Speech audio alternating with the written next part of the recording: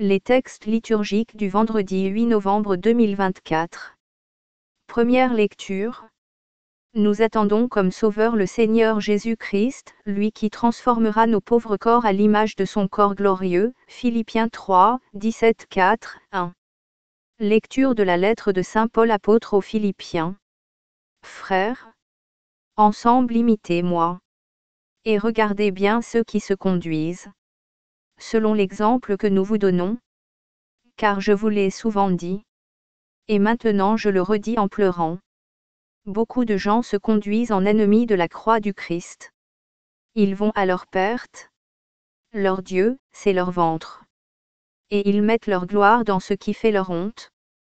Ils ne pensent qu'aux choses de la terre. Mais nous avons notre citoyenneté dans les cieux. D'où nous attendons comme Sauveur le Seigneur Jésus-Christ, lui qui transformera nos pauvres corps à l'image de son corps glorieux, avec la puissance active qui le rend même capable de tout mettre sous son pouvoir. Ainsi, mes frères bien-aimés pour qui j'ai tant d'affection, vous, ma joie et ma couronne, tenez bon dans le Seigneur, mes bien-aimés. Parole du Seigneur. Psaume 121, 122, 1-2, 3-4b, 4cd, 5. Quelle joie quand on m'a dit: nous irons à la maison du Seigneur. Maintenant notre marche prend fin. Devant tes portes, Jérusalem. Jérusalem, te voici dans tes murs. Ville où tout ensemble ne fait qu'un. C'est là que montent les tribus du Seigneur. C'est là qu'Israël doit rendre grâce au nom du Seigneur. C'est là le siège du droit, le siège de la maison de David. Évangile. Les fils de ce monde sont plus habiles entre eux que les fils de la lumière. Luc 16, 1-8.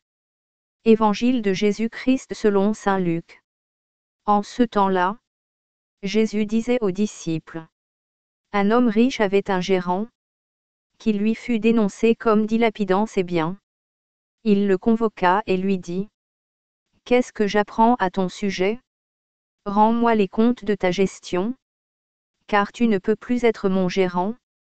Le gérant se dit en lui-même: que vais-je faire, puisque mon maître me retire la gestion? Travailler la terre? Je n'en ai pas la force. Mendier? J'aurais honte. Je sais ce que je vais faire, pour qu'une fois renvoyé de ma gérance, des gens m'accueillent chez eux. Il fit alors venir, un par un, ceux qui avaient des dettes envers son maître. Il demanda au premier: combien dois-tu à mon maître? Il répondit: 100 barils d'huile. Le gérant lui dit: voici ton reçu. Vite, assieds-toi et écris 50. Puis il demanda à un autre: et toi, combien dois-tu? Il répondit: 100 sacs de blé. Le gérant lui dit: voici ton reçu, écris 80. Le maître fit l'éloge de ce gérant malhonnête, car il avait agi avec habileté.